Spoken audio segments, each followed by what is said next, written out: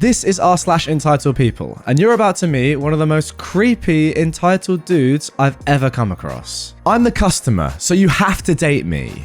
This is another story from the world of customer service and Burger King. Our characters are myself, my co-worker, who I'll call Barbie, and the villain of this piece, Jack. Now let me start by saying I'm fine with people who can break the script on customer service, on either side, and I'm all for looking for love wherever you want. But know that when she says no, she means it. Also, this guy was so creepy he'd give online incels a run for their money. So I was in charge of babysitting the newbies for the day, as we just had a fresh crop of them whisk in. The rate of retention was low, and I was perhaps the one guy who worked on all areas at some point, so I had to train everyone. One newbie was Barbie. She was 16, and as much of a Barbie girl as you can get, complete with the shiny blonde hair and bubbly personality. She was on the till to my right, and in comes Jack.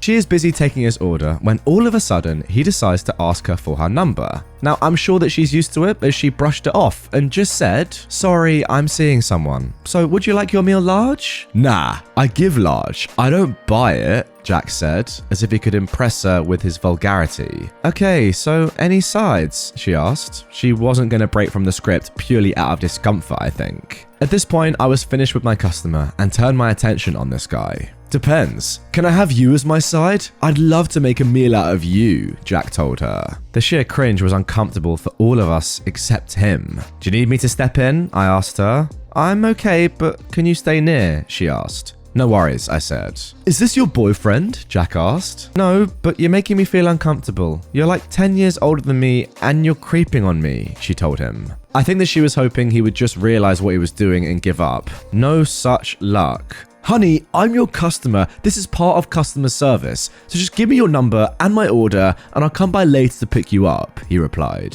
The sheer entitled attitude towards her was starting to annoy me and her. "Sir, I'm just going to be blunt with you. I'm not going to allow her to deal with you any further. You're going to either finish your order with me and it will be a takeaway, or you can leave now," I said. Barbie quickly took a step back from the till and let me take her place. "Hey, that's not cool. We're both guys here. No blocking me, man," Jack exclaimed. He was actually angry because I wouldn't let him hit on her. I told Barbie to go into the kitchen and grab a drink of water or something while I dealt with him. I honestly don't care if you think because we're both guys, you're entitled to make my front counter team uncomfortable. You have a right to order food from here for now. If you continue with this behavior, I'll simply have you leave, I told him. I was hoping that my stern voice was enough to get him to focus. It was not. So this guy continues with his order for a moment before redirecting his attention to Barbie, who had just popped her head out of the kitchen to see if she was in the clear, and he clicked on immediately when he noticed her. "Why can't you just take my order and give me your number? All I want to do is give you some," he shouted at her. She immediately fled as the manager on shift came out of the dry store after hearing the commotion. I immediately signaled them to call the security staff for the shopping center before turning back to the customer. "Sir, I'm going to have to ask you to leave now, as I don't feel comfortable with you even being in the same place as my colleague.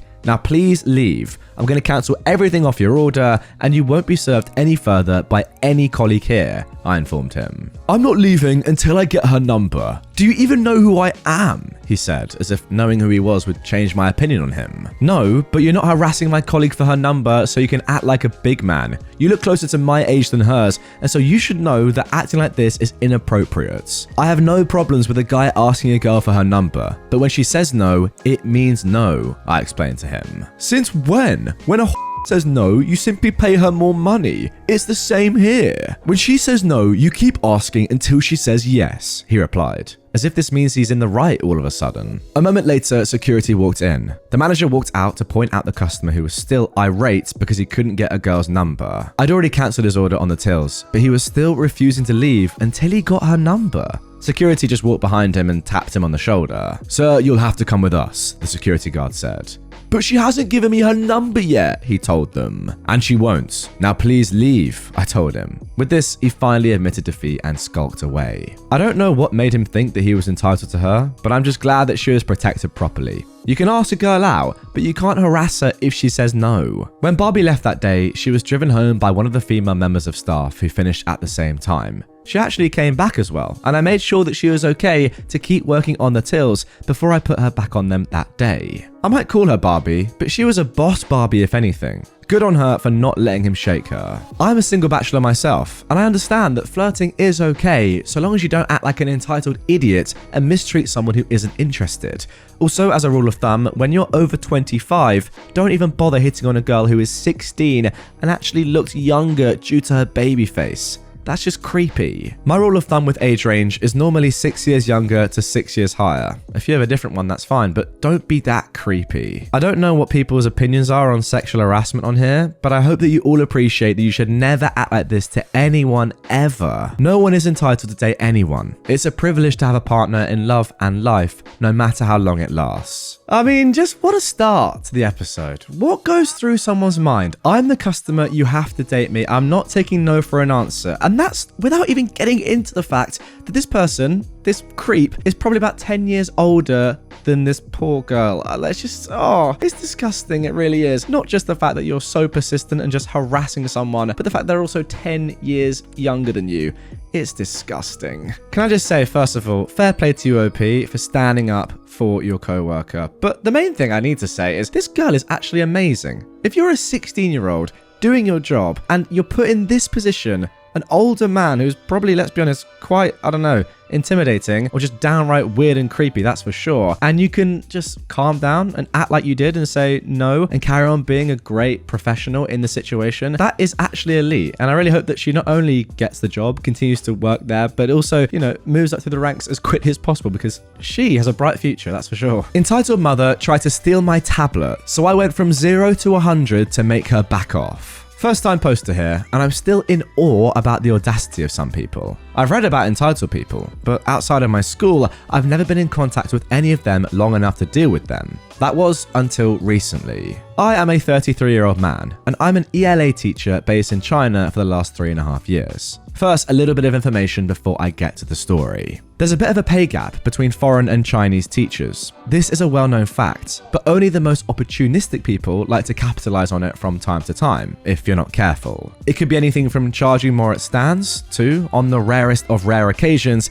guilting us into complying. Trust me, it's happened, and those select few people are not apologetic about it. Now, onto the story. It was Chinese New Year, and I was on the train to Chongqing to visit a friend. I don't like flying, and I really like trains. Now, I had my Samsung Tab S8 Plus and was watching Final Fantasy VII Advent Children with Bluetooth. Suddenly, I felt something nudging against me. I looked to see a kid, maybe in elementary, trying to look at my movie. So I turned off my Bluetooth and turned the tablet to him so that he could watch as well. Yeah, that sounds weird, but being a teacher here, you get used to it. Anyway, he was really immersed, and though I couldn't understand him, I could tell that he was enjoying it a lot. He was trying to talk to me, but his English wasn't so good, and my Chinese was worse, so he opted for, "I like this, so cool, me too," and things like that. Very basic English. He was a sweet kid, and he got to watch the whole thing before our stop. He even said Chongqing, and I said, "Me too." He waved goodbye and ran back to his mum, and I began to pack my things so I could get off.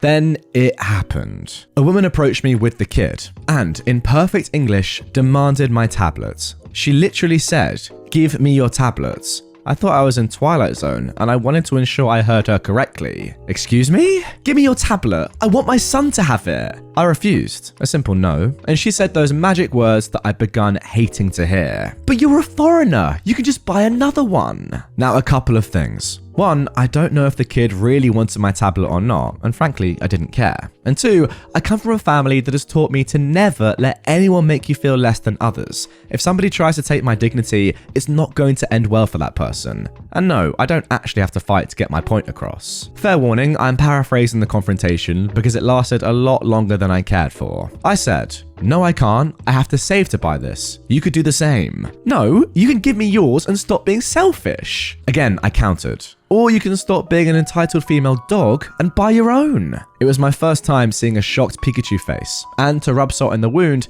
I added, "Shoo shoo." She did go away, only to come back with the police. Now that I should have seen coming, but I didn't because I was focused on getting off the train. Lucky for me, the policeman also spoke English with great fluency. He was also really polite and obviously not in the mood for any of this. "Sir, this woman says that you stole her tablets." I saw the woman behind him with a triumphant smirk while speaking Chinese. I let out a sigh. I'd already wasted enough time on this nonsense. So I did what I always did when I wanted to get my point across in the quickest way possible. I turn cold. In fact, my students refer to it as me turning into Bing Ayoshi, ice teacher. I looked at the police officer and said, I'll make a deal with you. I'm going to use my fingerprint to unlock this tablet. If it doesn't work, she can have it. If it does work, I get to bash her face in. Wow. That woman's Pikachu face came back so fast that the officer even had a shocked look. He asked me if I was serious, and I said, definitely. I guess the woman saw my face and tried to backpedal, but I wasn't going to let her go until I made my points. When she tried to leave, I said, where are you going? I thought you said this was yours. The woman looked to the police for help, but as I said, he was not in the mood. She said something in Chinese to the man, only for the man to give a short reply. I guess he wasn't going to entertain this and made sure I didn't hit her. How dare you? You had the nerve to try and take something that's mine because I'm a foreigner? You're disgusting. You should be ashamed of yourself. The woman had a mixture of fear, shock, and anger on her face when I finally asked, is this your tablet? When the woman said no,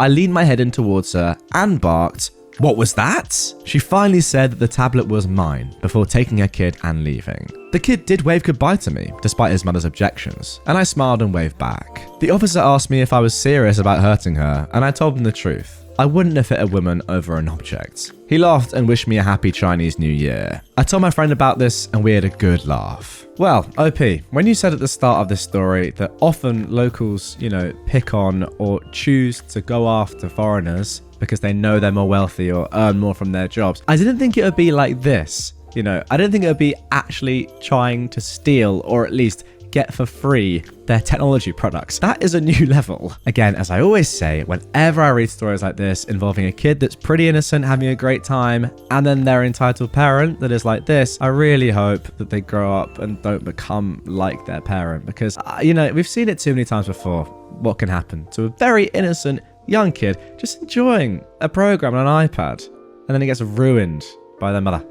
Sad, but it is the way that the world works. Wow, OP's actually just put a little edit in the comments, and they actually say that their colleague at work saw this post and told OP that he got lucky because according to him, some cops would arrest foreigners just for making threats to Chinese locals. He told OP that he's seen cops force foreigners to give their possessions to liars without getting them back despite reporting them.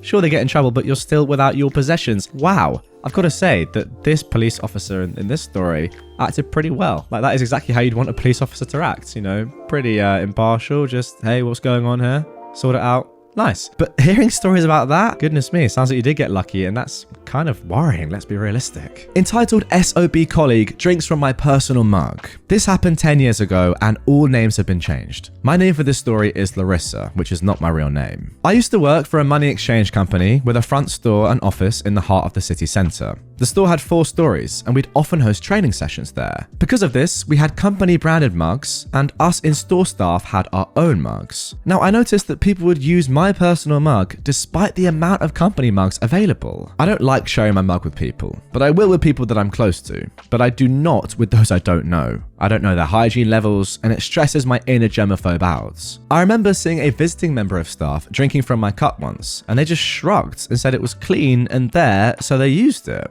Rude, but okay. I moaned about it to my gorgeous, caring friend, who for my birthday made me a one-of-a-kind mug especially for me. She probably got tired of me complaining about it. So I bring my new mug into work and return my other generic one back home. There is no way that anyone could mistake this as available for public use, right?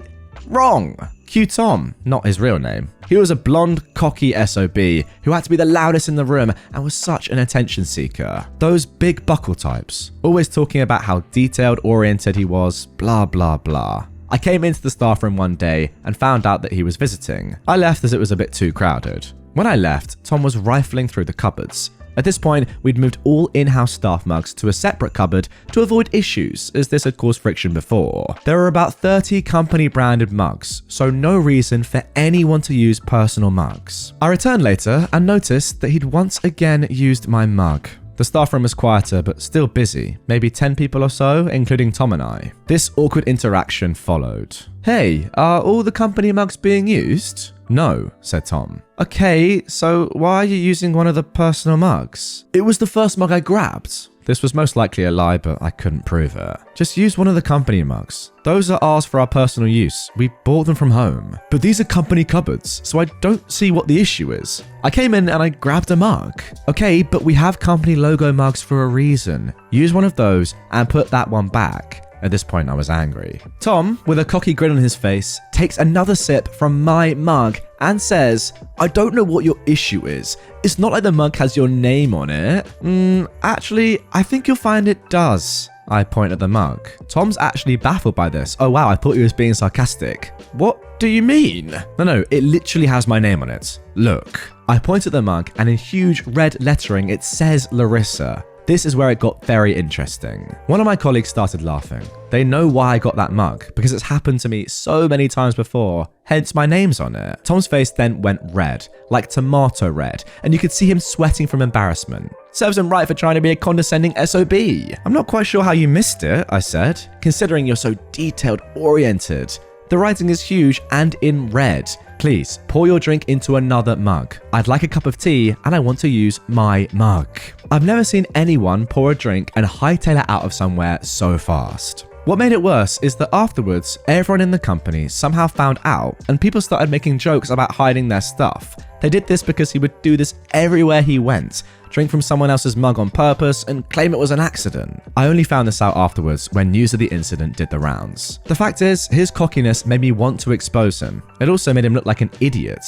Going forward, he only ever drank from company logo mugs, but someone always reminded him of this incident. See, I actually can't work out what's more dumb here, guys. The fact that this person, Big Tom, didn't realize that your name was on the mug that he was drinking out of, or the fact that he's drinking out of it in the first place. Like, as I said during that story, I thought he was being sarcastic when he said, what do you mean? If the letters Larissa are just on the mug and he's not seen it. But no, apparently not. He actually just hadn't seen the name Larissa on a mug. I don't know. He might just be a very simple human that can't read. And Tom, if you are watching or listening, my friend, and that is you, then I'm sorry. And it also means that you won't be able to know what word I'm holding up on screen right now. And there it is. Steve-o, please don't do me dirty there. Please, my friend, please. Anyway, guys, that is going to do it for this one. A few really, incredibly entitled, but also very stupid people in this episode, which I always do love because it just makes me feel much more intelligent. When I did my A-levels at school, I didn't do particularly well. I could have done better, let's just say that. However, it doesn't matter because now my job is to come online, look on Reddit, and read stories about people that, quite frankly, may not even have one brain cell. And I know I have at least one, so that makes me feel good, and I hope it makes you feel good too.